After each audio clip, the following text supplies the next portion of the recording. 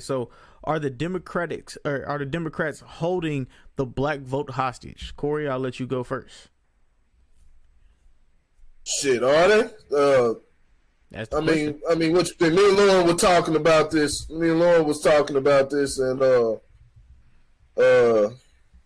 I mean, shit. I tell you like this, man. I don't care about the fucking government, no none of that shit. You know what I'm saying? At the end of the day, when it comes to progress and what needs to be done as far as black people, like I say, my number one focus is on when it comes to, you know what I'm saying, in life, is toward black people. I'm gonna put black people as the priority because they've been systematically oppressed. You know what I'm saying? Whether people, you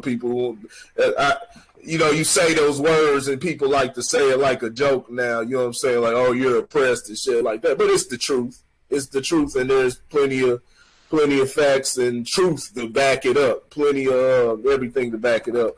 But if we are going to get in this political game, well, we want something. We want something out of it. I personally want something, for black folks, and I believe all black people should want something for us specifically, because that's how politics has been played. It's been the illusion of inclusion. They put everybody, you know what I'm saying? They do it, but they do it that trickle down effect, where everybody gets it. You know what I'm saying? If we do it for them, we got to do it for everybody, and when it becomes that, then it's really for nobody. It's really for nobody. You know what I'm saying? It's you have to you have to give a boost to somebody. You know what I'm saying? That's like me sitting up there. I sit up there and burn Randy's house down. I sit there and burn Randy's. You said burn my house, and I was like, oh. Yeah, that's like me burning Randy's house down or something, and then telling everybody, you know what I'm saying everything is supposed to be fair and shit like that. But I'm gonna give you, you know what I'm saying. You want something to supplement that, to help you rebuild your house or something. And I'm when we talking about fair, shit like that.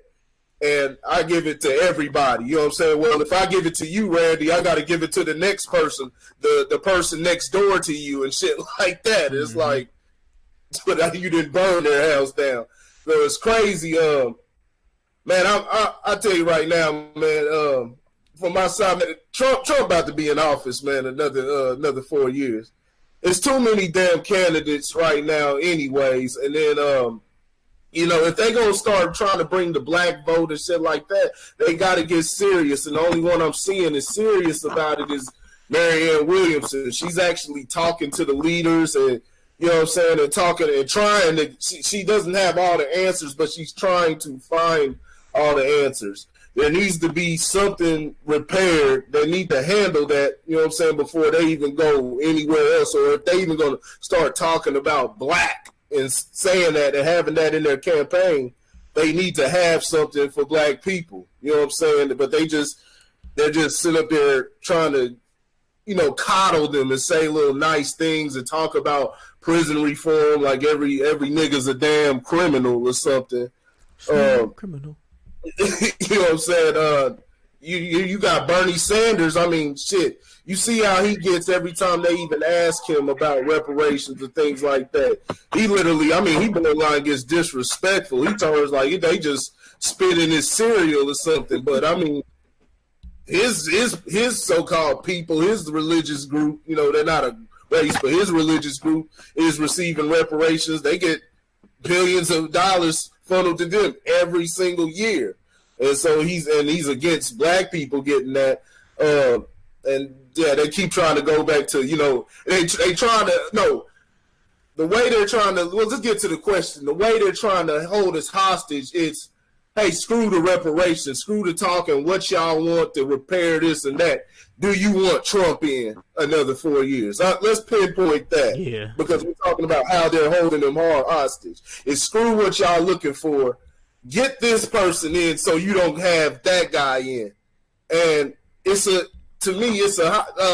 I believe it's 100% you're holding the vote hostage. You're trying to take a hostage. Gotta, you know what I'm saying? Hey, don't move. The motherfucker gonna get their head blown off. And, you know, it's like, I think we should take the stance of, hey, if that's the way it's going to be, then that's the way it's going to be. Trump's just going to have to be in office for another four damn years than me. You know what I'm saying? I could care less. You know what I'm saying? But, yeah, I think the Democrats are – I think the Democrats are using that as a weapon and a tool. All right, Lauren? Yeah, I think the answer is yes. They are holding the vote hostage. And I think it's just more built around the controls that are in place. Like, the welfare program was created by Democrats. It wasn't created by Republicans. It was created by Democrats. You know what I'm saying? You know, to help the under-impoverished and, you know, whatever they want to call it. You know what I'm saying? Like, you know, so, I mean, don't get it twisted, you know what I'm saying? I mean, I pledged Democrat, you know, but, you know, don't get it twisted, you know. Yeah, and here's the thing, like, they're supposed to. I mean, honestly, you know what I'm saying? They're supposed to try to hold the vote hostage because they want to win. And that's what that comes down to. Like, that's what it comes down to. And they understand that, you know, voting tends to a lot of times be a popularity contest or the lesser of two evils. So, you know, yeah, it's super important for people to take the time to actually do the necessary work and research that it takes to find somebody that really truly has the right ideas and the right ideologies and methods in place to do the right thing. And you know, politics is tainted, you know, in a lot of ways. You know, the bigger you go, the more dirty it gets. And so I think that you got to do your homework. You know, you don't hear a lot of people talking about certain candidates. You hear them talk about Bernie Sanders, Kamala Harris, Cory Booker, and they still waiting on Joe Biden. Like, seriously. I mean, now, don't get me wrong. It's like, I don't know, like 12 or 13 people running under the Democratic name, you know. Plus, you have your other parties, you know. It gets really, really tricky, man, because, you know, and Corey references to this all the time, you know, black people had the right to vote before white women did, you know, of all the things. And for me, I hold that sacred because I understand that, you know, there were people that preceded me that fought for my right to have the ability to vote. So I take it extremely serious. You know, there's very few elections, whether they're local elections, state elections, national elections. Like, there's very few that I don't go vote in because I do understand that there were people that fought for my right to be able to do that, you know, whenever the opportunity presented themselves and to cast my vote for who I felt best represented me. And, you know, but these parties, they get down and dirty. You know, it's now one thing that is very, very interesting if you really get really deep into the details of how people vote. This last vote was the very first vote that independents really, really gave somebody a scare. Somebody other than a Republican or a Democrat actually made it to the ballot and actually got votes in it. Because most of the time, your independents get anywhere from, you know, 2 to 4% of the vote in a presidential election. There was an independent candidate that actually got like 11, which is a really, really big number when you think about it. And so there is a shift, especially with you know, I would say Generation X, Generation Y, and then the millennials, as far as saying, well, maybe I need to be more open-minded to make sure that, you know, we put the right person in place. And maybe that's not a Republican or a Democrat. Now, I will tell you that we got a long way to go. We really, really do. We have a long way to go to really, truly change that narrative, so to say. But, I mean, yeah. I mean, they're holding the vote hostage because that's what they're supposed to do. You know, when you think about it in theory, I mean, you know, I'm making my run for city council. I'm trying to hostage some votes, like, seriously. I mean, so, I mean, yeah, that's how you play the game. You know, and yeah, the Democrats, man, like, if you listen, like, to all of them, like, they all say pretty much the exact same thing in a different way. Yeah. You know, they just put a little bit different of a spin on it.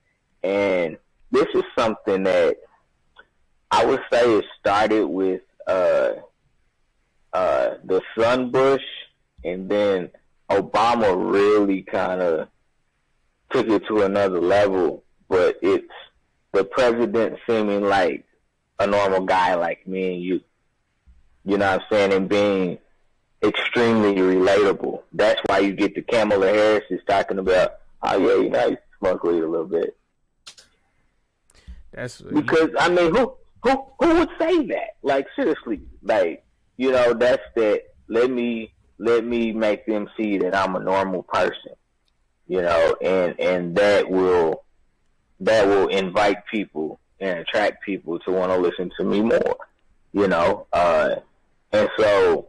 Yeah, I mean, some of it is a game, you know, and politics is a game. It's a dirty game, you know what I'm saying? And, you know, if you want to get involved in it, you have to be prepared to get your name shitted on. And there's probably going to be times where you shit on somebody else's name, not because you know that that's the absolute truth, but because you want to win. And so you're going to do what you got to do to win. And I mean, you think it's dirty just seeing it on a surface level. Oh. Think about these campaign managers and all these people that go out to try to garner that support. Like these, like, yeah, I mean, they will do what they need to do in a lot of cases, and you know, it's all in the name of winning. Is what it comes down to. You know, is it right? Depends on your morals, you know, but it is, you know, it exists. And yeah, I mean, if people are really truly serious about choosing the right candidate to be president of the United States, like, just do your research. And once you get done doing your research, you have to take it to the next step, which is actually talk about them. Because you're not, as a singular individual, going to get a president voted in.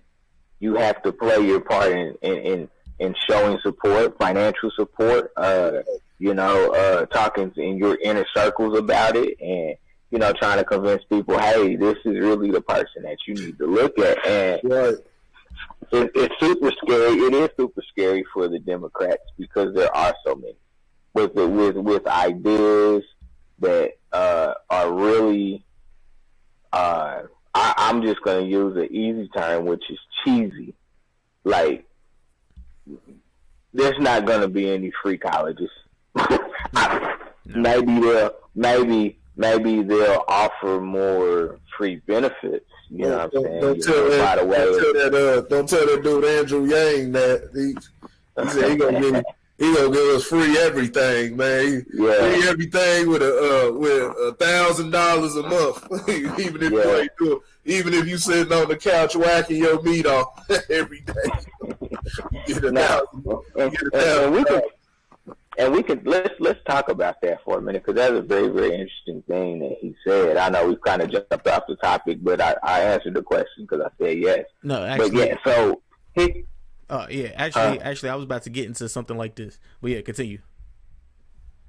So when he made that statement, the very first thing that came out of my mouth was, and like, that's not going to change anything. And the reason it's not going to change anything is because if you don't know how to use money, it doesn't matter how much money you actually have. You'll just waste it. You'll just waste it. So go ahead and give, you know what I'm saying? You disagree? As a whole or individually? I'm talking about as a whole. Okay, as a whole. As a whole. Yeah, I'm not referencing like any particular. Oh, yeah. I'm just saying as a whole. You know what I'm saying? You get somebody that like to smoke weed $1,000 a month. Guess what they're gonna do? Go buy more weed. Hey, I can guarantee you. And we was talking about this last episode. I guarantee you, if they give black folks trillions of dollars of reparations, you are literally gonna see that episode of the Chappelle Show. You're gonna see that. That's gonna happen.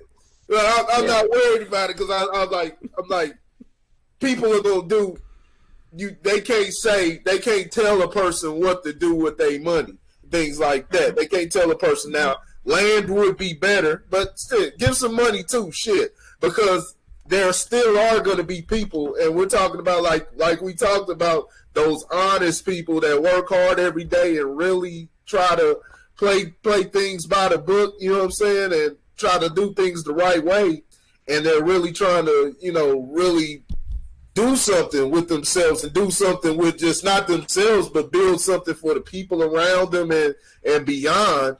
It's going to be a lot of people. It's going to be noticeable to people that it'll be noticeable, but it will look like you said, that episode of Chappelle Show. You gonna see rims and fake asses and that's the thing, man. Like, if you don't understand what money is and what money can do for you, it don't matter how much money somebody gives you. It really truly doesn't, And so when he said that, I was like, big whoopee. You know what I'm saying? Like, just don't give it like that. Well, because think about it. Well, that too, but think about it. Everybody gets it. So rich people get an extra $1,000. Poor people get an extra $1,000. Yeah. Does it really change the playing field? It doesn't really change it. You know what I'm saying? And so, that's why, now what it does do, and if he would have said this, it would have made a lot more sense to me why he was thinking about it in that perspective. If he would have said that it gives certain people the opportunity to build something, then we having a different conversation. Because if you give me $1,000 a month, so essentially you're giving me $12,000, and I'm gonna get $12,000 in 1 year, right? Oh, yeah. You better believe I'm gonna use that very wisely. Yeah. Very wisely. Now, I'm not telling you that I'm gonna go and I'm gonna open up. I'm not gonna start my own business. I'm not telling you that. I may do something, more practical, like pay down some debt or something like that. You know what I'm saying? So I can further position myself to be able to do something a little bit, down the road. And that's the catch-22.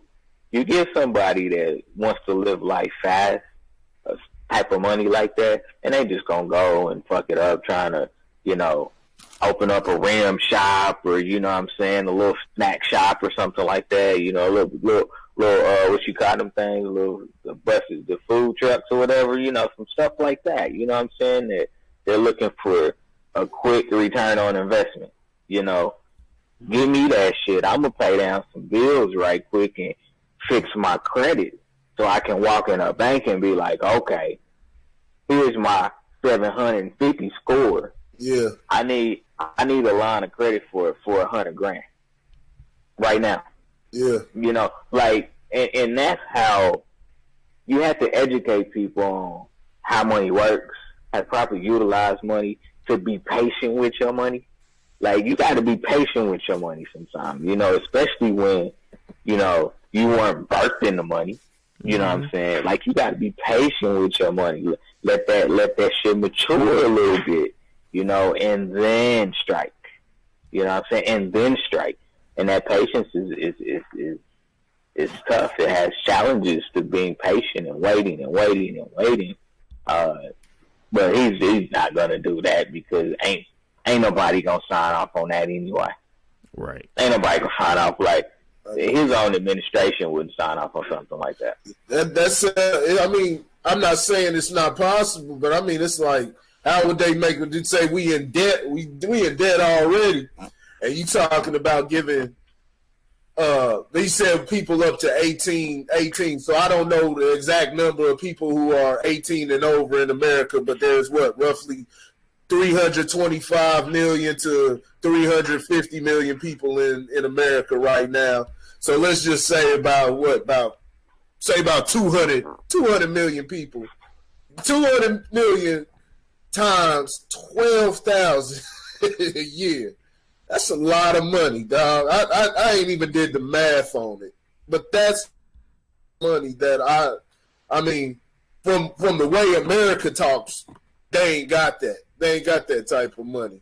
Now, and Charlemagne asked some pretty good questions, like, you know, wouldn't that bring inflation? Wouldn't that bring, you know what I'm saying, mass inflation? And, you know, Andrew Yang, and I really don't know the, you know, the details inside of it. You know, I got to look more into it to see if it actually would. But I think it was a good question because I was wondering the same thing. Will that bring inflation? And that's a lot of money, dog, that you talking about giving out every year. And it sounds good. So one of the points that he went, because one of the things that he said, which again, it's about the sign off, I think, which is what you're not going to get. But he said, you know, the Jeff Bezos of the world aren't not going to pay taxes. Yeah. Like, we're going to take all of those loopholes away, and the tax revenues that we generate from, you know, billionaires paying taxes will, you know, support, you know, things like this. And I'm like, yeah. Okay, but you have to get the sign off, the approval. Like, yeah, he's gonna keep looking for loopholes to where he don't have to pay taxes. Yeah, like he's not gonna be like all of a sudden. He's not gonna be like, oh, okay, you want me to pay the 25% like everybody else? Okay, I'll pay it. Like, nah, that's not gonna happen. And I think that's where, you know, you got to kind of see through some of the things that some of these candidates are saying because they're just not realistic, at least not the way that America's structured today. Like, it's just not a realistic thing that you would even be able to pull off. Like, the closest thing that the Democrats are going to be able to pull off in this process, it would be universal health care. Like, that has a better chance of anything that I hear than primarily talking about that and, you know, making medicinal marijuana legal across the 50 states. Those would be the two that probably wouldn't. Well, the medicinal marijuana probably wouldn't take as much work because, you know, states are already starting to do it anyway. Mm-hmm. And then the universal health care, of course, you know, that would be a little bit of a fight too, just because, again, it goes back to that mantra that my money should be able to get me to the front of the line, you know. So I don't want to just get in the line and have to sit there and wait with, you know, people that I feel like are beneath me, you know. And so you'll get a little pushback there. You will get some pushback there, but I think it still has a pretty good chance of becoming a reality sooner than later. But Randy, we talking. We gotta give you some airtime. We apologize. You go ahead. Oh no, you good. Like, it literally, y'all answers was everything I was gonna say. But like the Democrat thing, literally they're pandering. They know how to pander. So of course they know how to pander to the black people. So of course they're gonna hold the black vote hostage.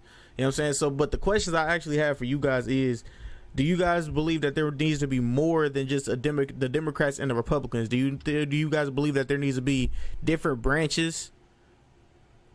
Forsay? There just needs. I mean, they can have all the branches that they can have all the branches they want, man. They just need to. it just needs to be the best candidate possible, man. Are you talking about branches of the Democratic Party? No, just instead of Democrat and Republican, there's another branch. Yeah. You said what? You got independents. Yeah. You got independents. I mean, there's different like political groups. The Green Party was trying to get Bernie. They were gonna endorse Bernie, and Bernie was like, "Nah, I already told Hillary that I was gonna drop out, and it was her. She beat me fair and square." So, there's other political parties. There's political parties within political parties. I mean, you have, conservative Democrats. You have liberal Democrats. Yeah. You got left wing, right wing. I mean, so there's different Those groups within groups. Yeah. They exist. The problem is that the two major parties has been implanted in American politics. Because I mean they've been around since the beginning for the most part. Originally I think that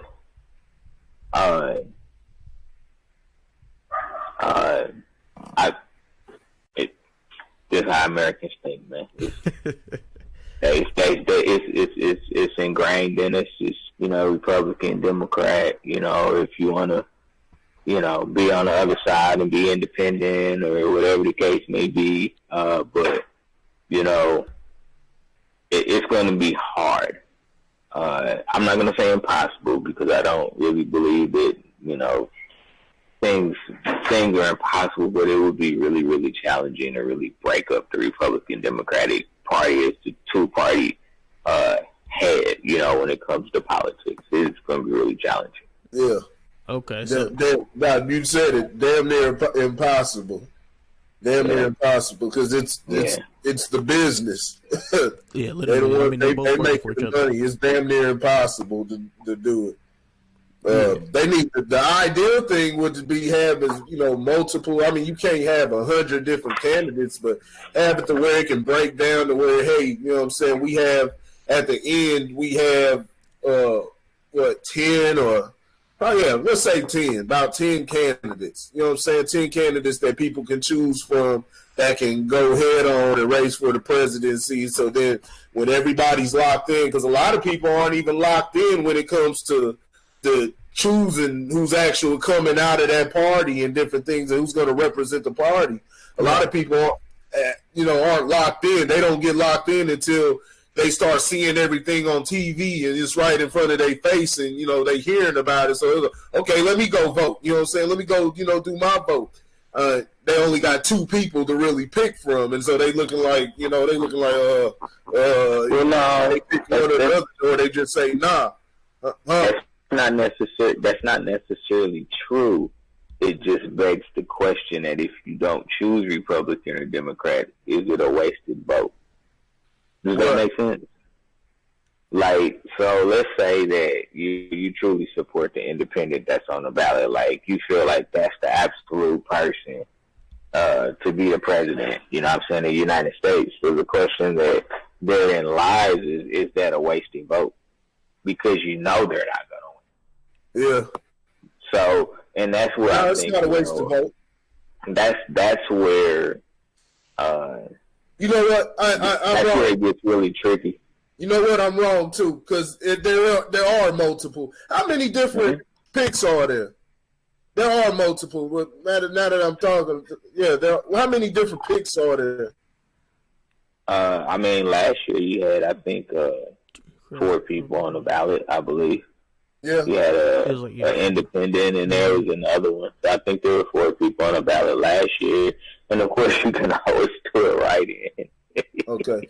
So that's my bad.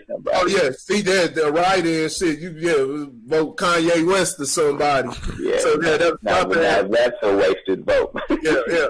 Well, my bad. That was miseducation. So, there's more than 2 people. No, voting for somebody in another party or something like that, or even the right end. Now we talking about, like you said, Kanye West, or you decide you you want your best friend or somebody. I mean, well, I ain't even gonna say that. Pick who you want. You know what I'm saying? Pick who you want. But no, any vote isn't a wasted vote. Like, you putting forth your voice. Like I said, you got to start somewhere. The odds are damn near impossible, but yeah, you do got to start somewhere. And if we just decide to give in and decide to go with the whatever's popular, well, we doing what, you know what I'm saying, a lot of people do in regular society. They say, well, with that, hey, if you can't beat them, join them type of mentality. And that's where, we allow, you know what I'm saying, lower activities to prevail. You know what I'm saying? Like, say, like the rap game or whatever. You know what I'm saying? Yeah. And I will say that, it's not a wasted vote. I agree with you. I don't think, you don't vote for one of the two major political parties. It's a wasted vote, but it begs the question, like, what did you truly do to support? Or did you just not like the other two, so you just pick somebody else? And that's why I said, like, if you're going to support, like, you need to be outwardly vocal about who you support, because maybe there is an opportunity for somebody else to make maybe get a little bit more steam. But I mean, if you don't talk about it, because there's that age-old rule of, you don't talk, politics with, in your circles, you know what I'm saying, or, not a part of the fabric of a conversation. So nobody hears you. You know what I'm saying? You just go to the poll and you cast your vote, and, for whoever you want. Now, I tell you, my brother-in-law said something to me. This was years ago, but he said, you never blow anything up from the outside. You got to get it. And so that's where that mantra of, if you can't beat them, join them kind of comes into play. Like, because there's going to come a day, and I promise you when I say this, that there's going to come a day where somebody runs as one of the two major parties, and they completely do a 180 once they get elected. It's going to happen. I think you're kind of seeing it now. I think, honestly, but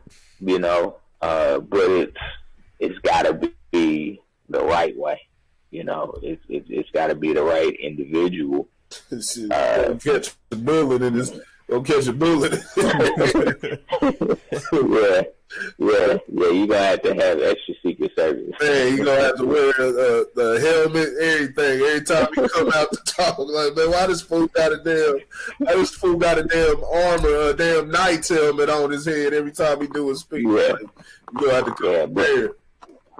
But politics aren't necessarily made to be practical either. Like, and I think that, people say, oh, we want a regular person to be in offices and things of that nature, but I'm not really sure that that's what you want, because a regular person doesn't always pay attention to, things that truly affect us. And, so I don't know that you necessarily want, like, that, oh, yeah, he just seems like a regular guy. Like, nah, that's not necessarily what you want.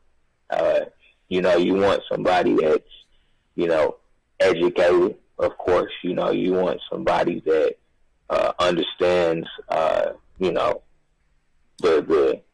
role, in politics now. It's, somebody's grandpa was the senator, and then their son did it, and then their son did it, and it kind of just recycles through the family, so to say. So you never really get a change of thought or anything like that, change of ideology. And, like, I think that's a lot of times maybe some of the real problem. I mean, there's certain seats that you can hold forever. I mean, what's the black guy's name? John Henry something, I think. I gotta Google his name. His name is John something.